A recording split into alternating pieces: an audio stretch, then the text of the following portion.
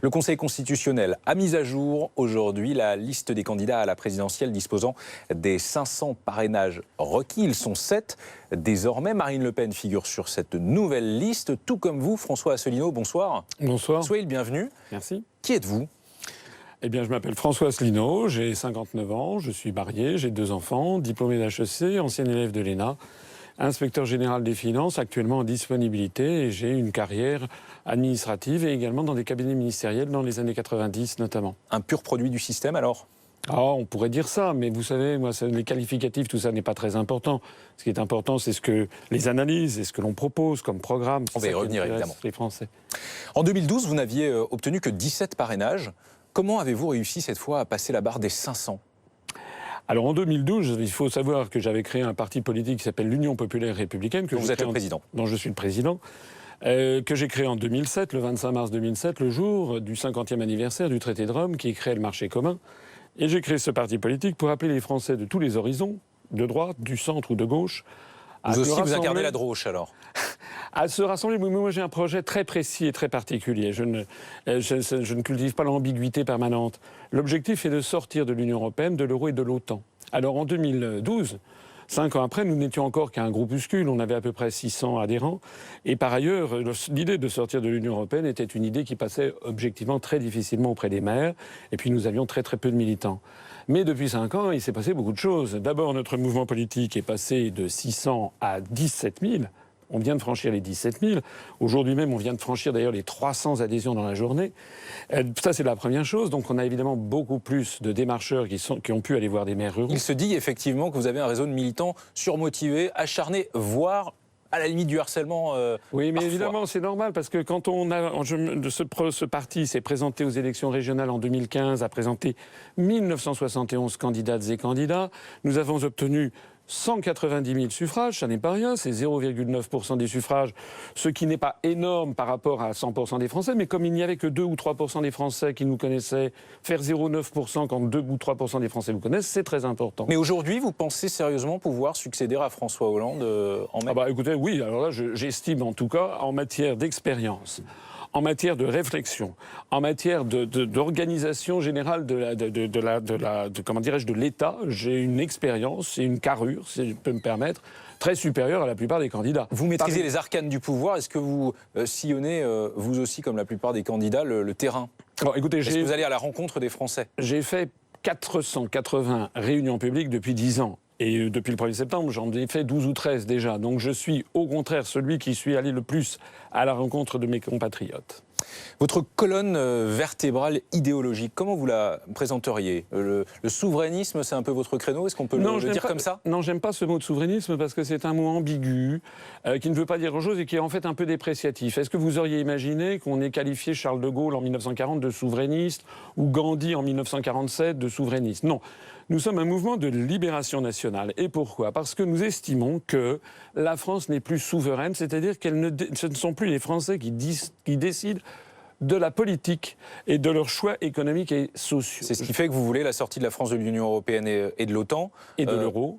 Dans ce cas-là, pourquoi ne pas rallier Marine Le Pen ou Nicolas Dupont-Aignan, qui sont un peu sur ce créneau-là ? Mais monsieur Mélenchon, vous pourriez le citer, parce que monsieur Mélenchon dit la même chose. Le problème, c'est que ni madame Le Pen, ni monsieur Dupont-Aignan, ni monsieur Mélenchon ne proposent autre chose que de renégocier les traités. Mais ça, on l'a déjà vu, la renégociation des traités. Rappelez-vous, Lionel Jospin, en 1997, avait proposé de renégocier les critères de Maastricht. Il n'a rien pu renégocier du tout. Ensuite, François Hollande, en 2012, avait proposé de renégocier le TSCG. Il n'a rien pu renégocier du tout. Nous disons que pour renégocier les traités, il faudrait tout simplement revenir sur 60 ans de compromis qui ont eu lieu entre des États de plus en plus nombreux. Il faudrait d'un seul coup que les autres États abandonnent leurs intérêts nationaux pour nous satisfaire. Je rappelle que pour changer l'Europe, il faut obtenir l'accord unanime de 28 gouvernements, puis de 28 peuples, c'est-à-dire 56 accords unanimes. Ça n'est pas possible. Le 4 avril, BFM TV organisera un débat avec tous les candidats. Vous redoutez un exercice comme celui-là ? Vous redoutez un exercice ? Ah non, moi je pense que ce sont les autres qui le redoutent. Un de vos collègues, un de vos confrères journalistes m'avait dit il y a quelques années, vous savez pourquoi on ne peut pas organiser de débat avec vous ? J'avais dit ben non, pourquoi ? Et il m'avait dit parce qu'ils ne savent pas quoi vous répondre. Parce que figurez-vous que moi je connais mes dossiers et notamment je parlerai lors de ce débat du rapport sur les grandes orientations de politique économique, n'est-ce pas, fixé par la Commission européenne et qui qui indique très exactement ce que doit faire le gouvernement français au cours de l'année 2017, quel que soit le président de la République que les Français éliront. Sauf si c'est moi, puisque moi, justement, je refuse ce système. François Asselineau, est-ce que vous défendez toujours des thèses complotistes? Parce que lorsque l'on lit des portraits de vous, il est fait état effectivement de thèses complotistes que vous défendriez, notamment les Américains qui seraient responsables de la construction européenne, du redécoupage des régions françaises, voire des attentats islamistes. Alors d'abord, je suis désolé, mais s'agissant de la construction européenne, Madame Marie-France Garot, chez Tadi, il y a quelques mois, disait la même chose que moi, Jean Monnet était un agent de la CIA. Il faut donc dire à Marie-France Garot, qui a été la première collaboratrice de Georges Pompidou, qu'elle est complotiste. Et le FBI qui ferait en sorte d'envoyer des islamistes en France pour commettre... dans certains pays pour commettre des attentats, ça vous ne le... Excusez-moi, d'abord, je n'ai jamais dit ça. Deuxièmement, je vais vous dire quelque chose. Moi, il y a 524 maires qui viennent de me parrainer. Il y a encore d'autres maires qui sont en train d'envoyer des parrainages. Je ne vais pas me laisser intimider par ce genre de campagnes qui sont lancées par des petites officines qui veulent interdire qu'il y ait des vrais débats en France sur le fond. Moi, je voudrais que l'on parle du rapport des grandes orientations de politique économique de la construction européenne plutôt que l'on me sorte ces histoires de complotisme. Mais si on veut parler complot, eh bien parlons-en. Par exemple, derrière Daesh et derrière l'État islamique, qui c'est qui s'y cache? C'est l'Arabie Saoudite et le Qatar, et c'est d'ailleurs le président des États-Unis en personne, M. Trump, a dit que c'était derrière M. Obama et Mme Clinton. Donc c'est pas moi qui suis complotiste. Vous avez vous-même d'ailleurs rapporté ces informations. Donc c'est sans doute M. Trump, c'est le président des États-Unis en exercice qui doit être complotiste. À qui feriez-vous appel pour Matignon, si vous deveniez président de la République? Je ferai appel en fonction de la majorité que j'obtiendrai aux élections législatives. Parce qu'il y a quelque chose que je voudrais dire, qui est très important, c'est qu'il ne faut pas que les Français se trompent d'élection. Là, nous avons l'élection présidentielle.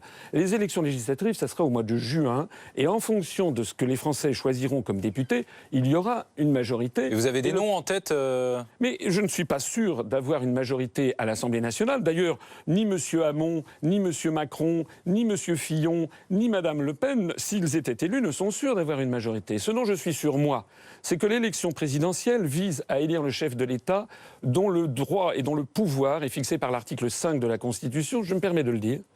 Le président de la République est le garant de l'indépendance nationale. C'est l'article 5. Et moi, je vais, pendant cette campagne, dire que je suis le garant de l'indépendance nationale et je vais demander aux autres en quoi, en vous soumettant à l'Union européenne, à la Banque centrale européenne et à l'OTAN, êtes-vous le garant de l'indépendance nationale? Merci beaucoup François Asselineau d'avoir accepté l'invitation de Week-end Direct. Je précise que le recueil des parrainages s'achèvera vendredi prochain à 18h. La liste définitive des candidats sera publiée le mardi 21 mars et la campagne officielle débutera le 10 avril.